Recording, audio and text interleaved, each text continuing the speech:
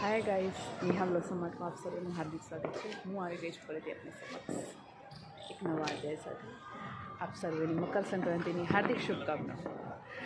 આપનું જીવન મંગલમય રહે, ખુશ રહો અને પતંગની જેમ જ ખૂબ ઊંચી ઉડાન ભરો અને જીવનમાં ખૂબ બધા મુકામો હાંસિલ કરો અને ખૂબ ખૂબ પ્રગતિ કરો એવી મારી અને મારા પરિવાર તરફથી હાર્દિક શુભકામનાઓ.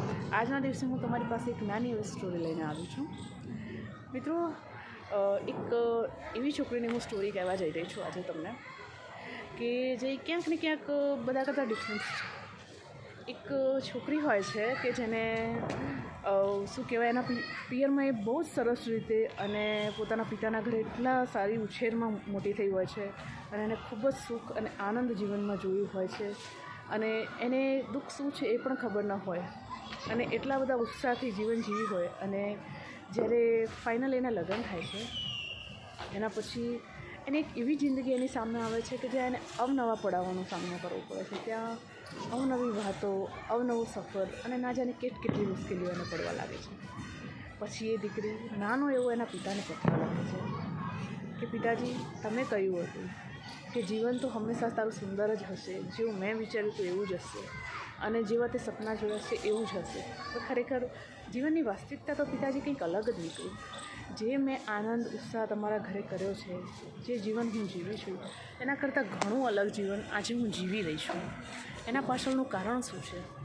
ત્યારે એના પિતા એને એ પત્રમાં લખે છે કે બેટા, જો સમય કોઈનો એક જેવો નથી અને ક્યારે બદલાઈ જશે એ ખબર નથી, એટલે તું ચિંતા નહીં કર.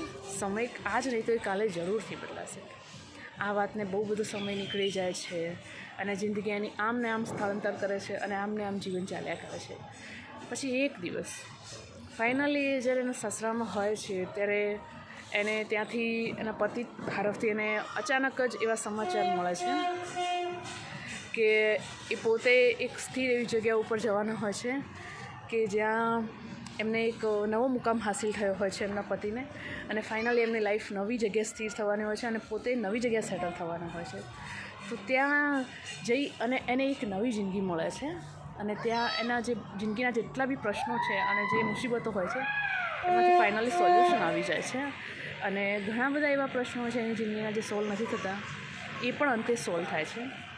એટલે ફરીથી એના પિતાને પત્ર લખે છે કે પિતાજી, તમે એક વાત સાચી કહી હતી કે માણસ બદલાય કે ન બદલાય પણ સમય જરૂર બદલાય છે અને મારો સમય જરૂરથી બદલાયો છે. એટલે જીવનમાં નાની મોટી મુસીબતોથી મિત્રો ગભરાવાની જરૂર નથી, એનો સામનો કરવાની જરૂર છે. કેમ કે સમય આજે જેનો છે એનો કાલે રહેવાનો નથી અને કાલે જો ખરાબ હોય તો પરમ દિવસની સારા સમયની રાહ જરૂરથી જોજો. કેમ કે સમય ક્યારે પણ કોઈનો એક જેવો રહેતો નથી. સો આજની સ્ટોરી મારા માટે એક દિલચસ્પ છે કેમ કે મેં મારી જિંદગીમાં ઘણા બધા ઉતાર ચઢાવ જોયા છે અને એમાંથી હું પણ એ જ શીખી છું કે સમય ક્યારે એક જેવો રહેતો નથી. એટલે મિત્રો, જ્યારે સુખ મળે ત્યારે પણ માણી લેજો અને દુઃખ આવે ત્યારે પણ ચિંતા ના કરતા, સુખ જરૂરથી આવશે. આજની સ્ટોરીમાં ફક્ત આટલું જ. નવા અધ્યાય સાથે હું તમને જલ્દીથી મળીશ. ત્યાં સુધી આવજો.